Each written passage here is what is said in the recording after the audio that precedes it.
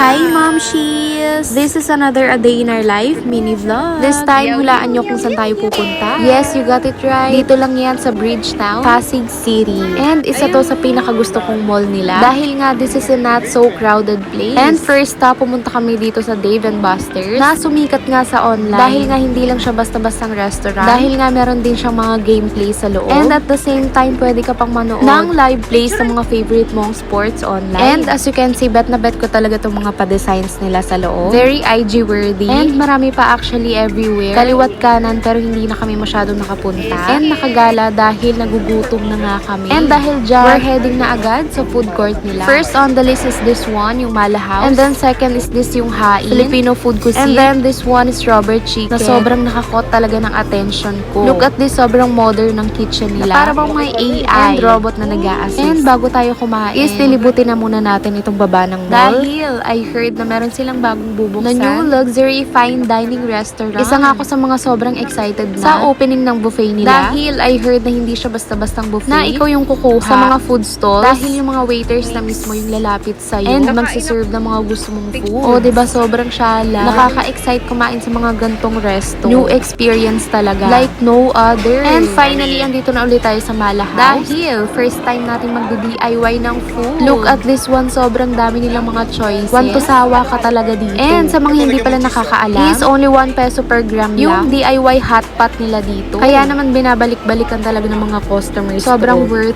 it. Gagawa na lang ulit ako ng separate video about this. Dahil super recommended ko talaga yung mga food dito. Very affordable and very worth it. As in, sa isang bowl, 2 to 3 persons na agad. Hindi ko nga alam bakit nagdalawang order pa kami ng jusawa ko. Pwede naman palang isang bowl sa isang tao. Kaya naman may take out pa kami after this. And yung gusto ko pala dito is yung Malaysian drink nila. Super rich flavor. And milky. And after this one, is we're heading na nga sa breastfeeding area. Dahil nga si baby naman yung nagutom. Dahil every 2 hours talaga nagugutom to si baby. Kaya naman I'm so grateful dahil may mga malls talaga like this na favor sa mga breastfeeding moms. And ina-acknowledge nila na need talaga ng mga rooms like this. And they have the sockets. O diba, pwede kang mag-charge ng cellphones everywhere. Dito nga is hindi na ako nagdala ng sobrang daming gamit ni baby. Dahil kapag aalis talaga kami ng bahay, usually sobrang dami naming dala. Lalong-lalo na ng mga gamit ni baby. This time is hindi na namin dinala yung sobrang laking bag niya. But nagkasya na dito sa maliit kong bag itong breastfeeding cover ko. Dahil mas prefer ko na isa na lang yung dalhin. At hindi naman kami magtatagal dito sa mall. Kaya naman hindi na kami nagbitbit ng sobrang dami. Nakalimutan nga rin namin dito magdala ng baby carrier. Kaya naman bitbit lang ni daddy itong si baby. Mas prefer ko talaga ang pagbe-breastfeeding. Dahil nga sobrang hassle for me. Yung nagdadala pa ng mga bottles outside. Kaya naman less hassle na. Less stress, less pump, less hugas. And most importantly, more bonding time with baby. And sa mga nagtatanong pala kung saan ko nabili itong breastfeeding cover ko, is ilalagay ko na lang yung link down below kung saan nyo siya pwedeng ma-order. Sobrang tibay nga nito. Halos 4 months ko na rin nagagamit to. And until now, parang bago pa rin talaga. And meron din pala siyang matigas na part dun sa bandang unahan para makita nyo si baby at hindi na kayo mahirapan. And na-adjust nyo naman siya ng sobrang bilis. Andito na rin si daddy sa labas habang waiting siya sa amin. Yun lang, bye!